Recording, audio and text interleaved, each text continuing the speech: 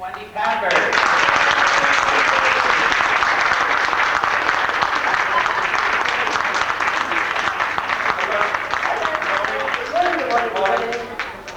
Good morning, everybody. Okay, well, gosh, you're all so far away. Did you have a good night's sleep last night? One doesn't, does one? Because we have jacuzzis in our room. You know. Oh, yes. Okay, well, you know, Wendy, this is Wendy's first trip to America, and she's, yes.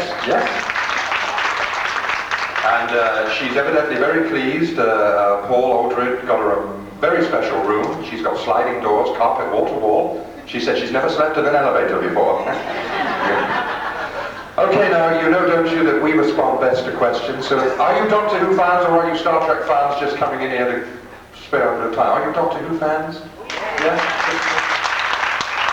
I personally think it was a better show than Star Trek, but then who am I? No. And just for one matter of interest, I was in one episode of Star Trek. Most of you won't know that. I played a tree surgeon in one of the episodes. I looked after the captain's log.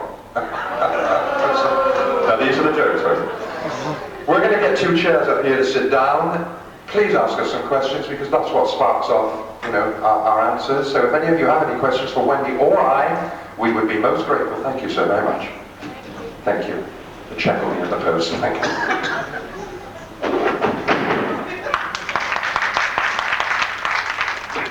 Okay then. So, what you got to say then? Yes. Okay. Well. I think Clinton's doing all right. Did you hear Hillary Clinton and Bill Clinton invited George Bush and Barbara to a big do in Washington, and the plane crashed, and they all died, and they got to heaven, and God was going to interview them personally, and God looked at George Bush and said, "Who are you?" He said, "I'm George Bush, the ex-president of the United States." He said, "You sit on my left-hand side." And he looked at Bill Clinton, he said, "Who are you?" He said, "I'm Bill Clinton, the new president of the United States." He said, "You sit on my right-hand side." He looked at Hillary and said, "Who are you?" She said, "I'm Hillary Clinton, and you're sitting in my seat." A little political joke there. Okay, the first question, where did I see that hand? It's not going to be easy. Where did you see it? God, there must be one question. Let's ask, how about, yes?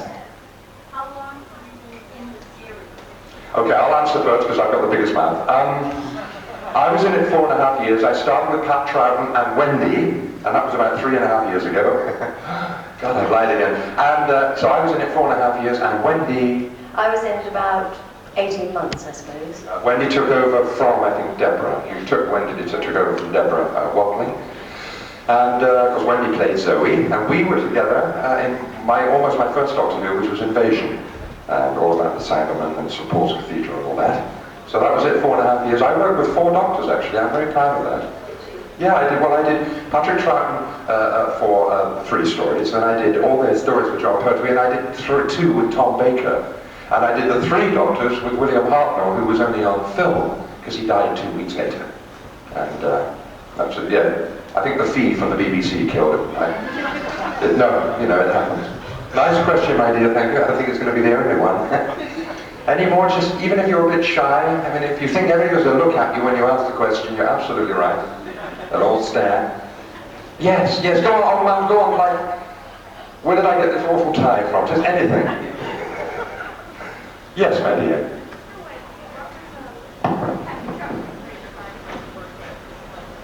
Oh, they were good. Yes, they were very good.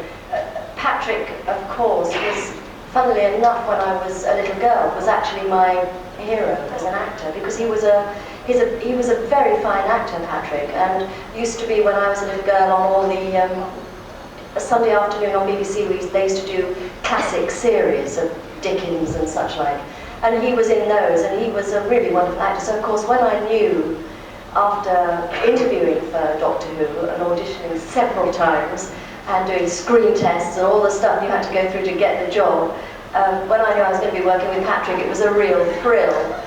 And Fraser, of course, was Fraser. You know, he's a bit of a practical joker and very good to work with. We did have a lot of fun. We really did. Yeah, it was fabulous.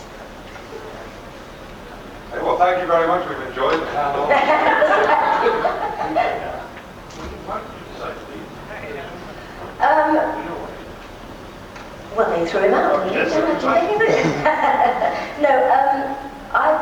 to leave because we actually didn't know who was coming in as the next doctor. And we went out to supper, Fraser and I, because our contracts were all finished together, but Fraser and I were given the opportunity to stay on with whoever was coming next. And we decided that we'd had such a fabulous time with Pat and the three of us that we thought maybe it was a good time to say goodbye. And that was the only reason, really. How did you know John was coming on to replace him? Might you have seen him? Yeah, I might have done actually, yes. Yes, because he's, again, a fabulous actor. And I suppose it would have been interesting thinking about it now, but I was young then, you know, I was only in my very, very early 20s, so also I suppose I wanted to move on as well. But anybody coming in is obviously going to bring whatever to the character of the Doctor. But Pat was a bit special to me, I have to say. Just a very small matter of interest. People ask us, about the doctors, of course, and I realise that, one tells stories about the doctors you work with. And of course, I used to play golf with Pat Troughton, like twice a week. He used to go to the golf course, the Stage Actors Golf Society, in, I don't know where it was. And I used to play golf with Pat, and of course, he was to play golf with Doctor Who was like, he used to get a hole in one on nearly every hole.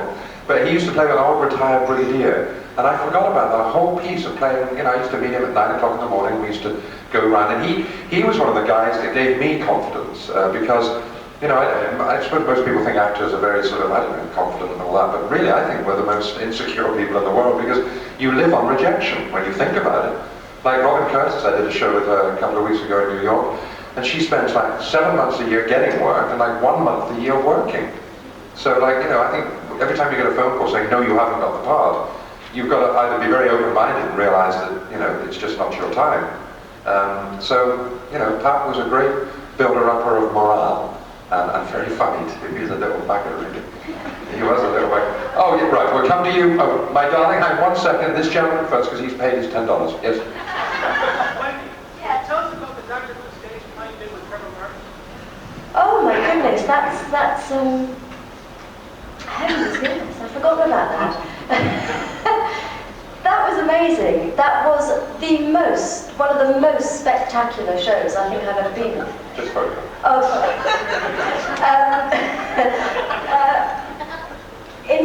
Funnily enough, because of the special effects that we had on the stage, I think it happened a bit before its time. We weren't quite ready in London then for the sort of stuff that was happening on that stage. Back projection, these phenomenal things, this great monster, or we hadn't sort of seen anything like that in London, and it was a great success. Unfortunately, it was a time when there were loads of bombs going off in London, and people stopped coming because obviously they were frightened to hit the centre of town with children and whatever. And so we really didn't do the business that we should have done. We tried to take it on tour, but because of the nature of the set and the costumes and just the finance really of actually touring that play around the provinces, it just wasn't feasible financially. But it was will you stop it? It was marvellous. Honestly, it really was marvellous.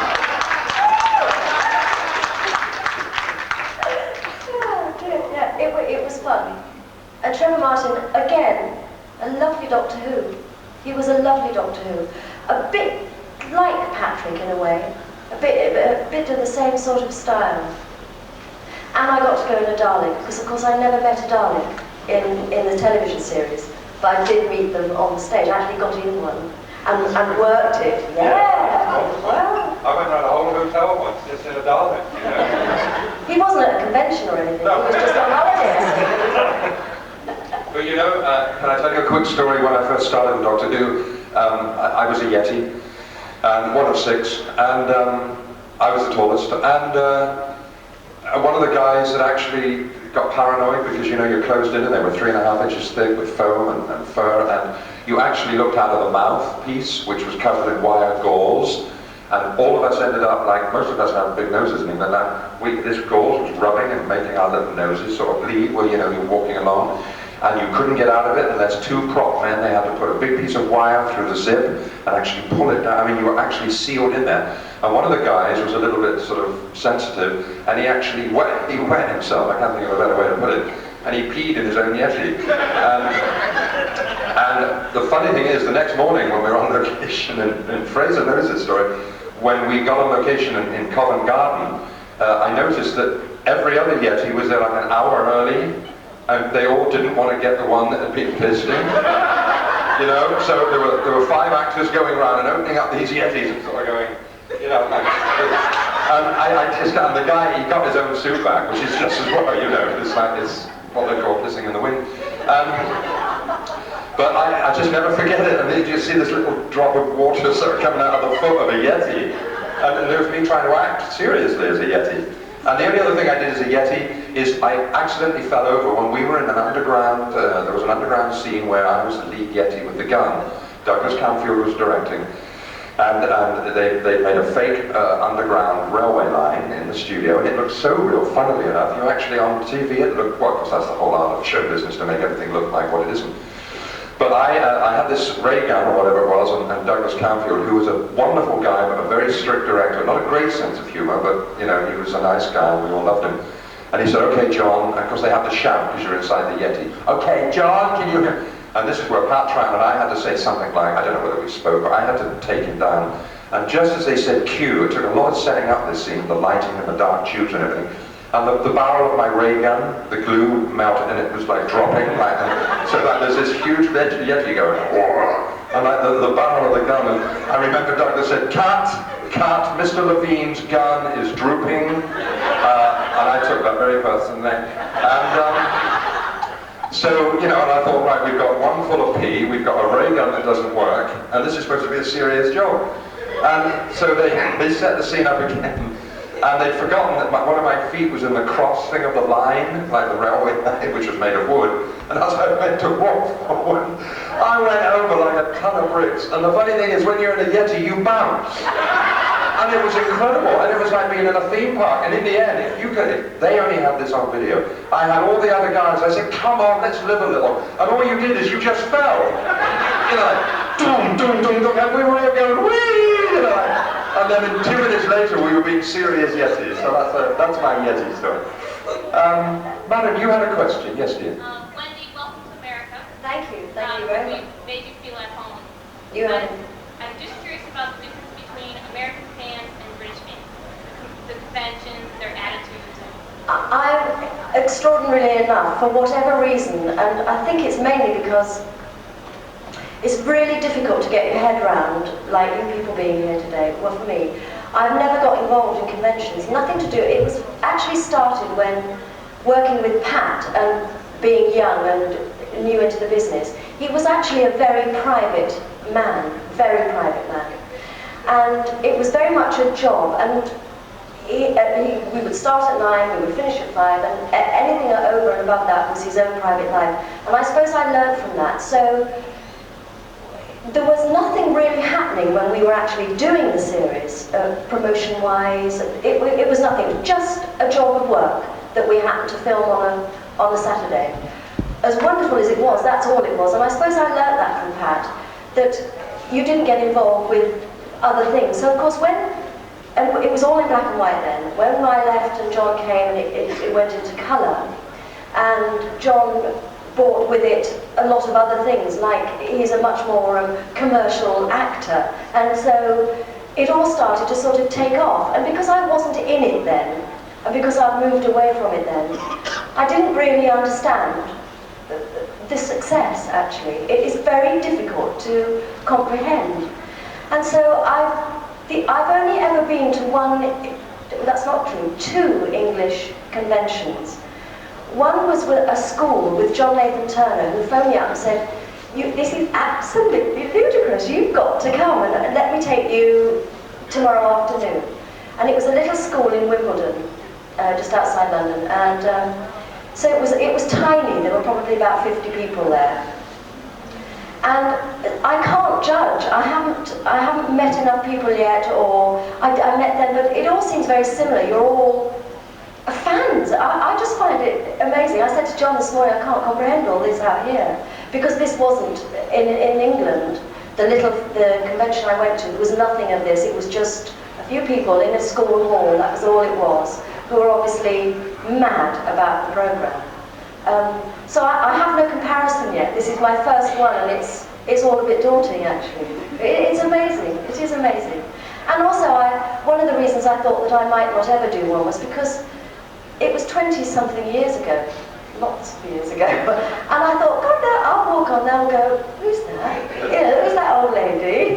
Who's that? It's really, because you see the videos and things when I was like 27 years younger than I am now, and you think it's going to be such a disappointment, they can't possibly want to see. So that's why it's taken me so long to come, and I don't really know what made me come this time, other than Paul Aldred has had a really nice voice on the phone. I went, oh, all right then. Yeah, okay then. And here I am. But so I have no comparison yet. We're glad to have you. We're glad to have you here. Thank you. I'm very pleased to be here, really. I'm having a lovely time so far. Nice question. Thank you. Yes, Wendy. What were the worst experience in trying to perform a remedy that I Well, there must have been some really outrageous, other than the for me, well, there were a lot of things like Patrick Fraser and I were terrible, terrible gigglers for a start. So most of my day was spent trying to control myself, really. Rehearsals were a bit of a nightmare very often. The other difficult thing was, I think actually it was the Ice Warriors, the monsters, that actually got to me most, because despite the fact that I could sit in makeup and watch these guys have this latex stuff, and it took hours to put on, they really scared me. They really, really scared me. They were the only ones, actually, that did. A lot of the time, there's people, trying to act people like John, who have been telling you jokes like he's still telling, and trying to be serious. That was pretty difficult. That was very difficult. A lot of the technical stuff, because, of course, it's all so much better now. I mean, the technical side of it is phenomenal now, what you can and can't do. And it was all very, when I say, it was very primitive. Very primitive, trying to make something look dramatic or exciting or like science fiction was actually quite difficult because of the nature of the fact that you'd stand there for hours with a gun pointed or whatever, and while they lined up whatever the effect they had to do, there was a lot of hanging around, a lot of just waiting for things to happen. But now it's so different, of course.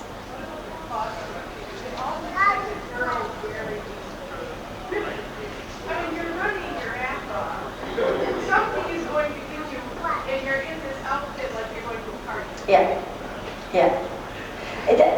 I had one costume that was, I used to get loads of letters about the fact that my skirts were so short. But there was one costume where I wore a short skirt, with a little bolero, a little sort of like waistcoat, and it was black and red, with a little neckerchief. And we went on to a very exotic location, which was a gravel pit in just outside London.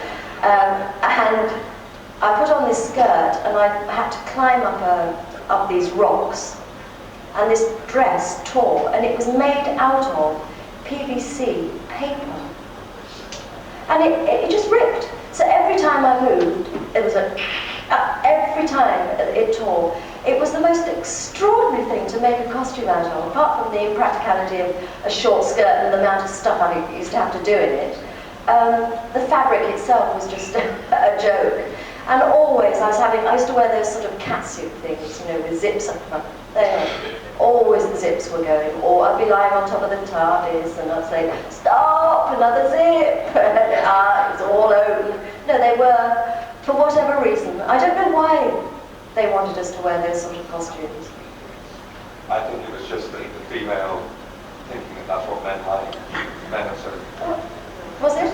Men are like that? Well, men are weird. Yeah. Sorry? Yes, true. Okay, yeah, point taken, yeah, with the male director. say no more. Any more questions? Because it's going so nicely. Yes, yeah.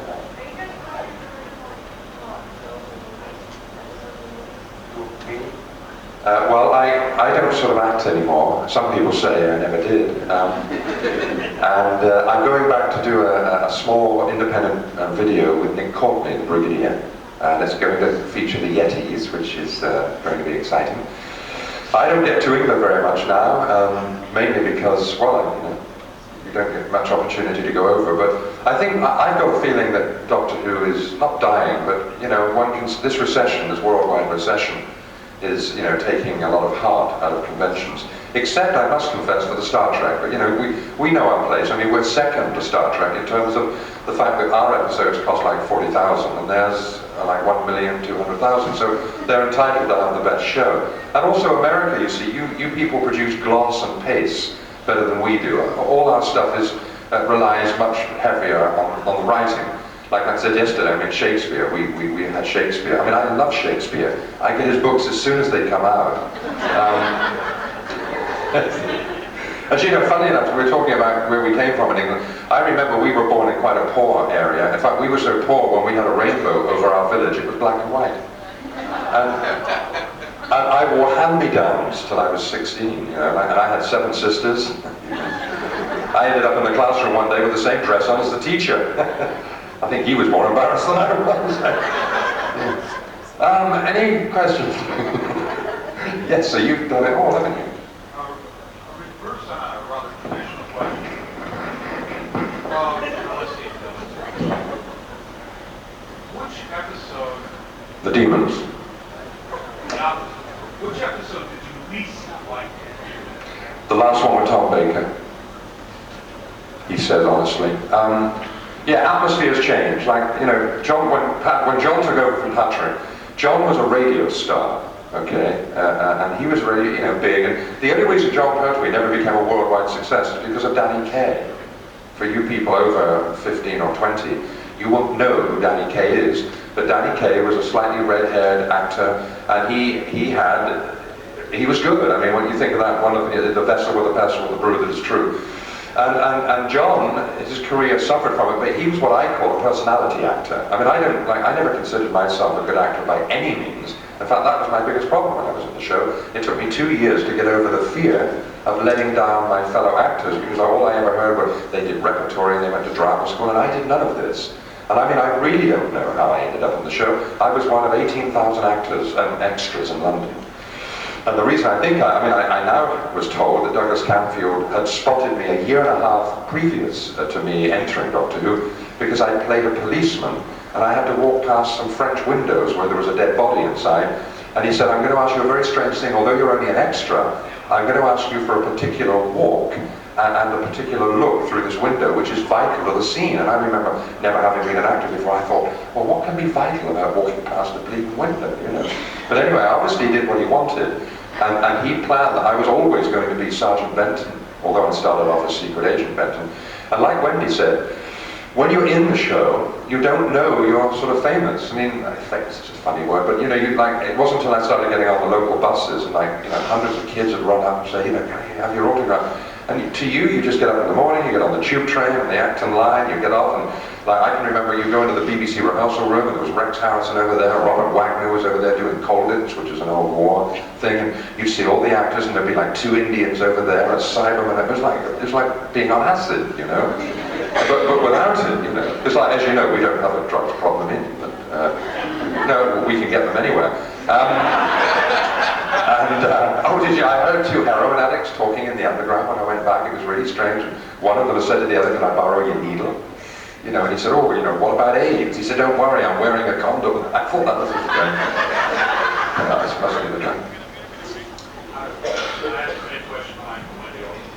the The least...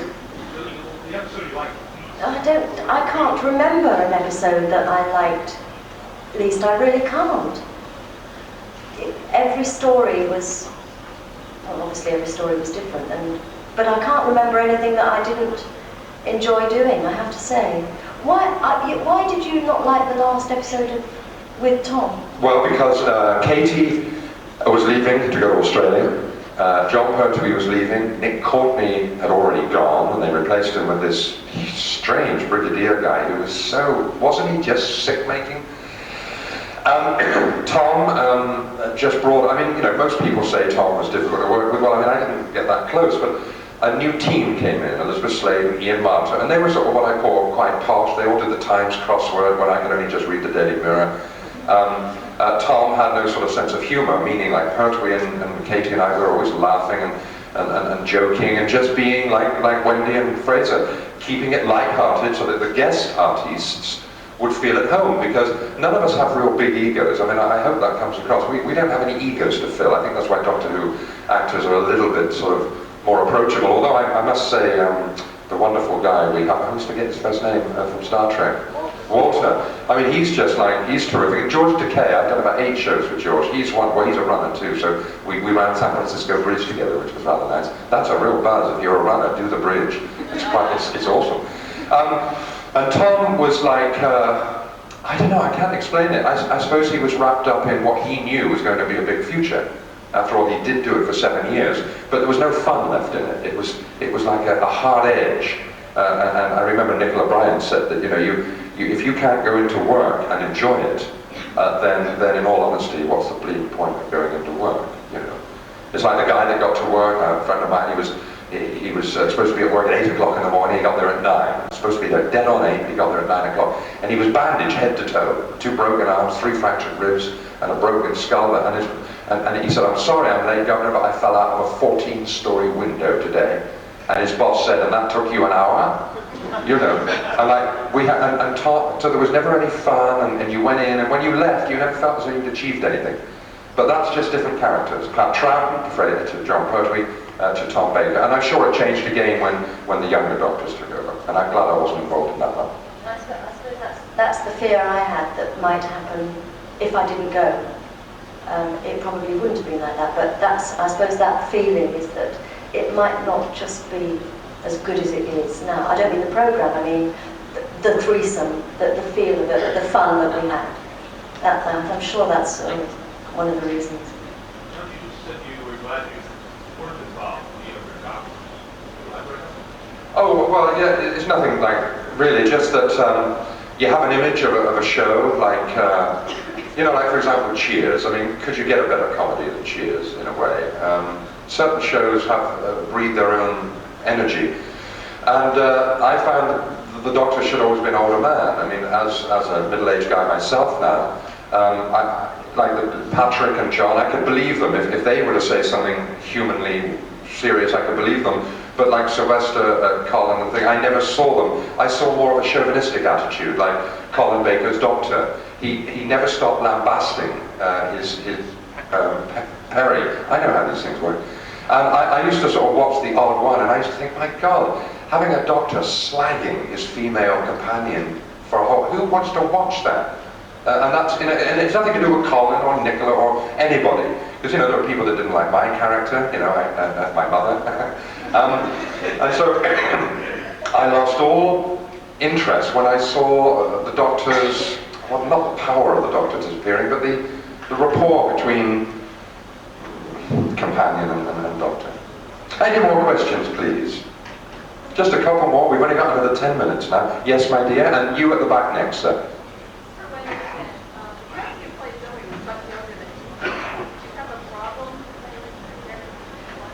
Not really, because although she was younger than I was, she was very bright, wasn't she? The thing that disappointed me most, I think, about the character, that I didn't have a problem playing her young, was that she became a screamer. She did actually, the first story, she was an astrophysicist. It looked as though she was on course for being quite an individual sort of character. But because the writers tended to write for future stories, the Doctor, the boy, the girl, she became more and more screamy, which I was disappointed with, because it would have been a nice opportunity to. She was a very brighter than the Doctor at times, astrophysicist who could say, well, hang on a minute, Doctor, that's not the way to do it, let's do it this way, which was much nicer, but I did end up screaming like Debbie and screaming like the rest of them, unfortunately, but that's the way it goes. But I didn't have a problem playing any young. Yes. Wendy, you were with the final episode of the Ward Game, especially with the goodbye scene with Fraser and Patrick. Was that sentiment and what you were feeling and receiving? Oh, absolutely. It was very, very sad. I mean, I suppose, in answer to your question, that could possibly be my least pleasant episode because of that very feeling. It was very, very sad. There was no doubt about it. And whilst we'd all been, well, I'd been trying to be grown up, make a sort of decision to go, actually, you know, half of you thought, this is diabolical, I shouldn't be doing this, I should still be here. So, yes, I mean, it was a horrible thing to do, that particular episode. May I just elaborate on our last scene together was the Green Death, which I thought was like a great story. By the way, I don't think they're great stories because we were in them. I just think that they were environmentally, even then, environmentally conscious. I mean, the Green Death and all that. And I remember John. I mean, you do form an attachment. I mean, it doesn't matter. You know, it's hardly ever romantic, but you know, you work with someone for 4.5 years. I remember when we found that Katie was going and all that. When we did the last scene in the nut hutch in the green, where, you know, with all the where the magnets were. The funny thing was, we had I remember I danced for the first time on screen. I danced with somebody. I think it was Richard Franklin. And we all cried. I mean, it was Pertwee could hardly control himself because he saw his 3 best friends. Because I toured Britain, you see, with John. I mean, I did cabaret with John, which is where I learned to tell all these bad jokes. And that last episode, it was awful because it's 5 years of your life and these people. And I suppose actors, you know, it's a strange business, isn't it? You put a costume on, you say somebody else's words in front of somebody else's camera to be looked at by a load of people you don't know, if you look at it that way. And so the emotion of actually leaving a successful show, although you don't know it's successful when you're actually in it, it's not until you get back, like Wendy said, and you view it from afar, and you think, gosh, I'm in a show that people like. And we were lucky because we had, like, I think the end of Pat and the beginning of Pertwee, we had the highest viewing figures ever, up in the 20 millions. And as I said, I heard that, like, Sylvester McCoy's, which is one of the reasons I imagine was cancer, was down to 1.5 million. Well, I mean, you know, you can't do a show for 1.5 million people. It just doesn't work. And so, yeah, I think emotions ran high, and it was amazing to see the whole of UNIT crying. We're supposed to be the toughest soldiers in the world, and we're all crying there because the doctor's leaving. It's ridiculous. Okay, a couple more. Yes, right. You first, and then you, sir, on the camera. Make sure you take your lens cap off. Okay. How many episodes did we do? Do you know, I can never remember. You never know it when you're in it. I don't know, a lot. But there's a lot I didn't do too. I was always disappointed when, because I wasn't always as confident as I am now. I mean, I was a psychological mess. Like even Wendy was saying how awfully quiet I used to be. But I got sick and tired of being. Yeah, I think that's why. Yeah, that's why I ended up being stupid. You know, yeah, and I always offered to be knocked out by the doctor, didn't I? I think I was a sort of closet sadomasochist. I was being punched and hit. I never hit anybody back.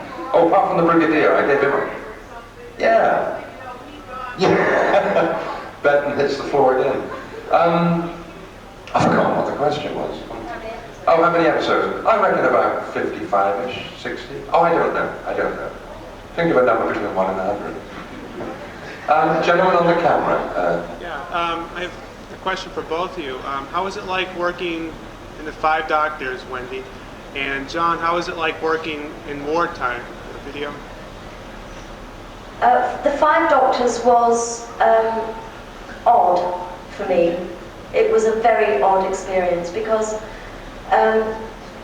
for a start off, I was pregnant, so I only did a tiny bit in it because I was quite pregnant, and I actually subsequently lost that baby, but at that time, I really didn't want to be involved because of the pregnancy. And so I didn't really get into it. I felt very much an outsider, actually, funnily enough. It wasn't the best experience of my life doing the 5 Doctors. It was lovely to see Pat and to see Fraser, but I didn't feel terribly much part of the thing as a whole. For whatever reason, I don't know whether I was shy or whether I felt that it was difficult just going back to do something that you'd done before, I just found it a very odd experience. Maybe if I'd had more to do, maybe if I hadn't been pregnant and I'd done more in the program, I might be feeling differently about it. But because of the small amount that I did in it, and I really didn't get into it like I feel I should have done. Really.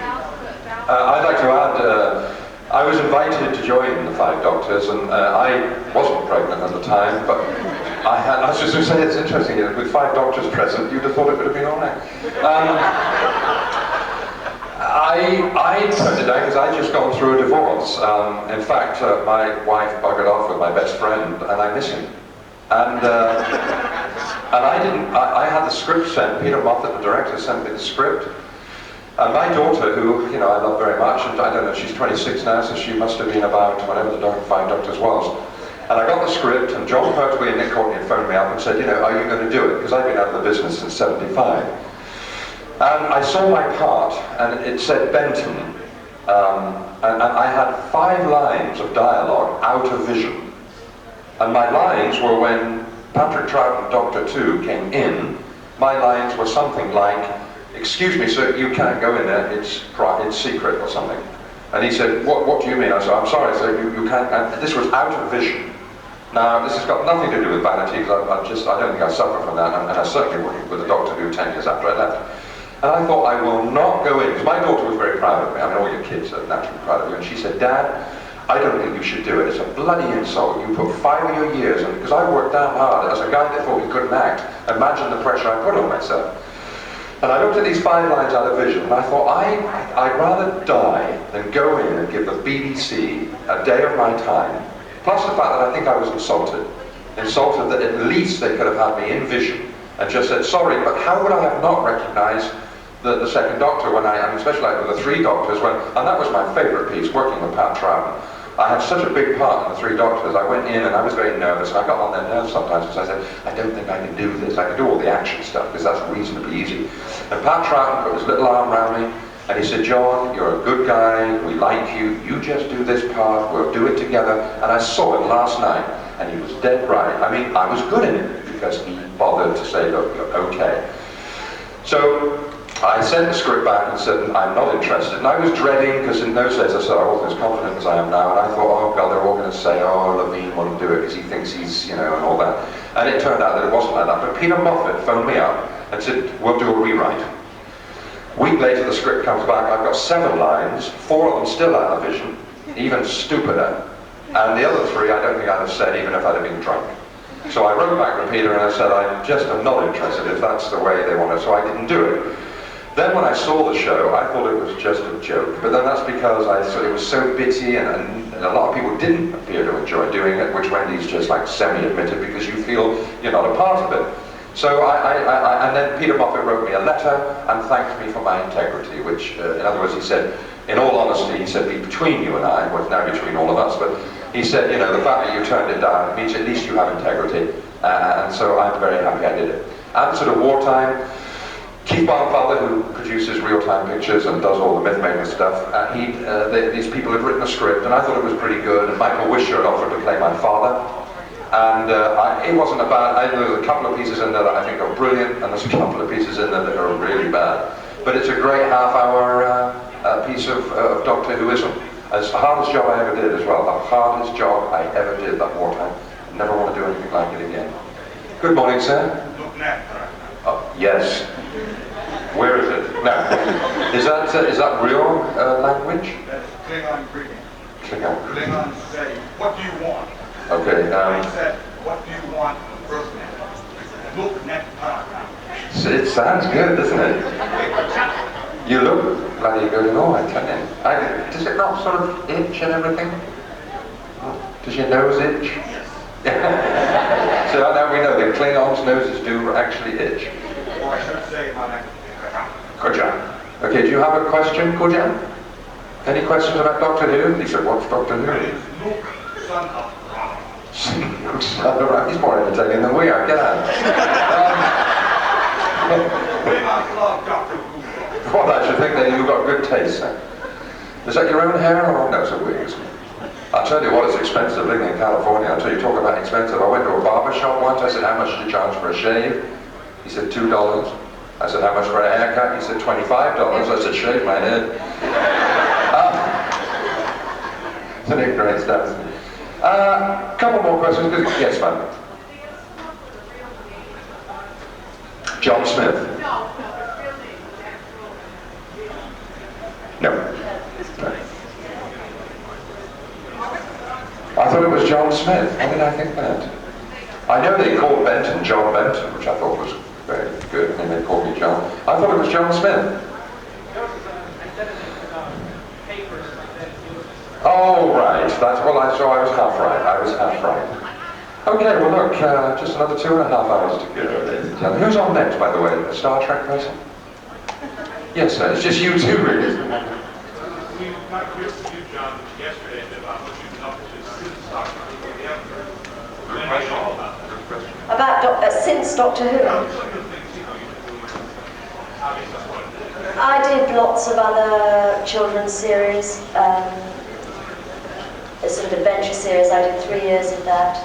A series called Freewheelers, which I don't think you have over here. In fact, I don't think it goes anywhere now. Lots of plays, lots of other television. I did a play, funnily enough, with Fraser. A few years later, I was sitting in With Creations with a sort of curtain being fitted for a wig. We were doing a period play, and there was only a curtain dividing one cubicle to the next, and I heard this voice, and I thought, that sounds terribly familiar, that voice. And I pulled the curtain back, and there was Fraser. We were both in the same play. It was a period play set in the early 1800s. It was about 3 characters called Fame, Hope and Charity, 3 sisters. And I played the youngest sister, and Fraser was playing the groom. And he was playing the groom. So we went off to Harrogate and filmed that together. That was when Fraser took me to the races, actually, because you know what, he's a keen horse racer. I mean, he races and he owns horses and all that. We went off to Weatherby races, which is the first time I'd ever been racing. So I did that. I did lots of plays, lots of theatre, West End, Doctor Who, the stage plays in the middle of all that. But of course, in between all that as well, I started to have my children. So I did lots of presenting, lots of children's schools presenting, because it was a good and easy job to do, in as much as it wasn't time consuming. I didn't have to go away from home. I didn't have to get somebody in to look after the kids. I was able to be at home and still work. And really, odd bits. I mean, I don't really do it very much now. Mainly because I've lost the thrill. And the business has changed enormously at home. The BBC anyway. I mean, I don't know quite what's going on at the BBC. They seem to have lost all sort of commitment to programme making. Well, I mean, anybody that acts is like something like Doctor Who, which is one of their most popular programmes. There's got to be something wrong somewhere. And the business itself is not as... It's more difficult now. It's very difficult for youngsters coming in. It's very difficult for established actors that, for some unknown reason, their careers suddenly stop. I mean, Nick Courtney, who's a fabulous actor, doesn't do the work that he should be doing for an actor of his calibre at home. He should be working all the time. And it's a funny old business. I said to John, maybe I was too lucky too soon. Maybe I did too much. I did all my work, really, up until about the age of 28. And then I started to be choosy about what I was doing, purely because I've got children. But I did a film, and I have done, I've had quite a varied career, but over the last 4 or 5 years, I've lost the thrill. We have a series at home called The Bill, which is a police series which is on 3 times a week. And I did an episode of that, and it just doesn't have, a bit like I was saying about doing the 5 Doctors, I didn't feel part of it. Because everything's so tight now, budget, they haven't got time, you don't get booked. If you've got a small scene in something, you get booked for half a day, as opposed to working on something for a week, so you become involved in the show, you become part of that program. And so, I don't know what it's like in America, whether they do programs like that, but is it, you just don't get that feel. I think I was spoiled, really, from the work I did when I was younger. And so now I don't do anything. A couple of last questions. Yes, I do. I have like two more questions for you, Mrs. Levene. First of all, you mentioned you had a daughter. Are you married now? No, I'm in love the first time in my life. The second part of my question is you picked out your own tie this morning? I like kids. It's a great question. Well, I'll tell you the truth. I love red, I do too. right? And I was in Burbank, in California. Well, where else would Burbank be but California? And there was a very expensive tie shop there, and this was $100, reduced to $3.99. No, reduced to $25.99. And I loved it, and I love red because I used to wear red kickers, those French boots.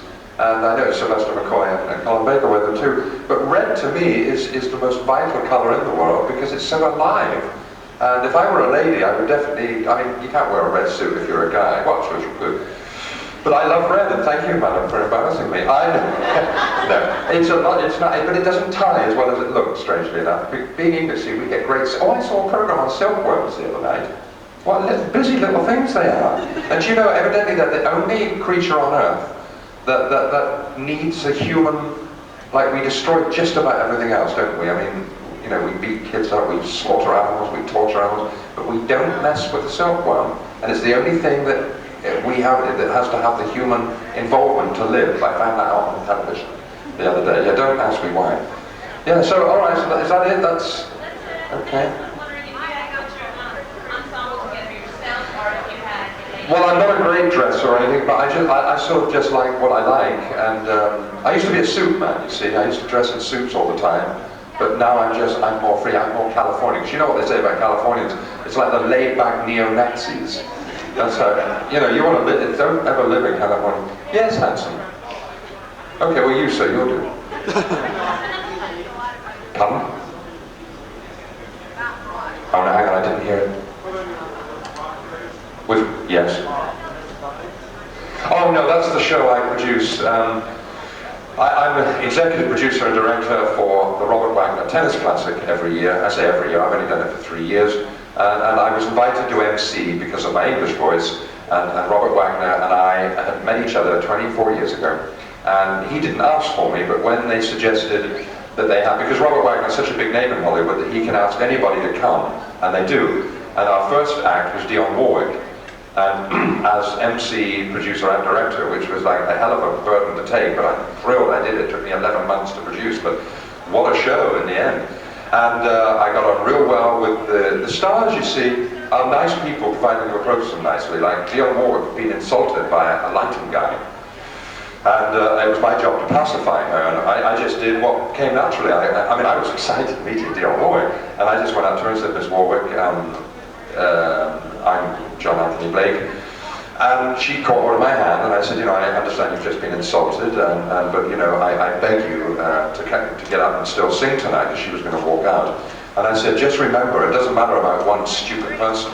There's hundreds of people here that think you are the greatest singer in the world, and when you think all of us people have swooned and love your songs all through, you know, your career. So all that happened is I do it, and we just get, we had Robert Duvall last year, which was marvelous. We raised $1,200,000 for battered women. We shouted 37,000. I wonder if that guy in the door could talk up a little bit. There's somebody in the back, can't you? So, but it's lovely, and of course it's given me a good name in Hollywood, because if you work with Robert Wagner, they think you're good. It's a bit of a lie, but you know. Okay, one last question then to finish this. I imagine we're off now. And you've been a good audience, actually, for early in the morning. Did you have any more at all before we make our exit? No? No? Yes, so one last one then. Wendy, how did your children feel about you being a former Good girl. They think it's hilarious. They really, I mean, they found the whole thing very embarrassing. They're amazed that I still get letters, and they can't quite comprehend why. They've watched some episodes on video, and they sit like this and say, "Oh God, Mother, no!" But they've seen me in other things. They've actually seen me in pretty well everything I've done. They've always come to a theatre if I've done a show at the theatre. So they're kind of used to me doing it, but Doctor Who was something else again. You know, I remember my youngest daughter, Charlie, said to me, I must have had a really high voice then for some reason, because when I do watch the occasional episode, I was very sort of, I did talk like that rather. And she can't understand where that voice came from, and neither can I really. But yeah, I think they find the whole thing fairly embarrassing, yes. I think my children, whenever I was continuously being beaten up and falling to the ground for one reason or another, I always remember when I was shot in a thing called the when we stole the huge nuclear rocket, and Benton and the aides drove it across country, and it was about the prison thing and all that. And I remember when I got shot in the head and fell out of the Jeep, my son and daughter used to sit either side of me, and whenever I died or was seriously injured on the screen, my son used to get up, stand in between the television and me, and sort of look at the TV and then look back at me, and couldn't understand why he still had a dad when I just died on the... And I got a lot of parts dying, actually, which I suppose is quite fitting. Well, ladies and gentlemen, thank you for being, very pleasant, and Wendy Padbury, thank you very much, and myself, God bless you, and I'll see you again soon. Goodbye, and thank you.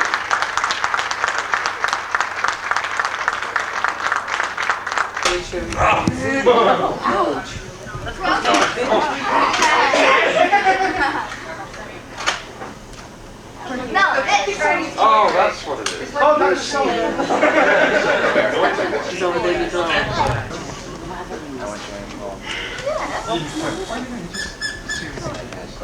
Okay, ladies and gentlemen, fellow friends and fans, we've come to the conclusion of this week's activities about 30th anniversary party, and I know we're all kind of upset. At least we're going to go out in style. We're going to have a little cake, courtesy of the Knights of the White Guardian, which is the other group we're working with on this. And I think we're going to take the cake out now and have John and Wendy cut it for us. If you could please so kind of bring up the cake. Well, why don't you guys? This is like 35 pounds. It's a rum cake! Rob, your camera still working? Yes. Can you take some pictures of this fun event? I've been clicking like crazy. Just move it close so you can see. Oh, wow. I think we should get a picture of you two holding. Oh, so do I. Get the entire press corps out here. Yes, right. Okay, well, let's tilt it up. Not too much. Okay. Crumbs. This is the icing on the cake, folks.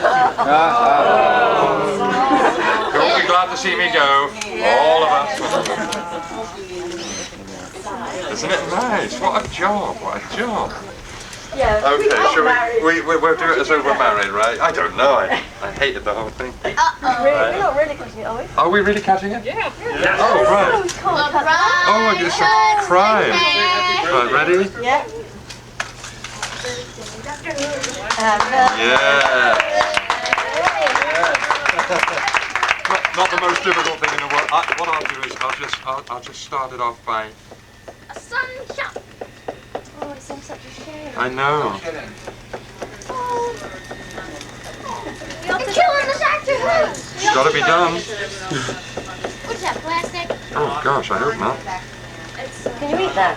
Yeah, it's rice paper, I expect. Can I try some? Now, if I just do this, look. That. You've done this before, haven't you? And that. No end to this Gentleman palace. Johnny Bingo strikes again.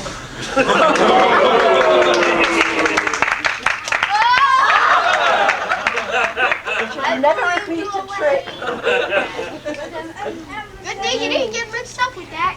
No. Okay, yeah, no, we must give it, well, I suppose everybody's got to have a piece, so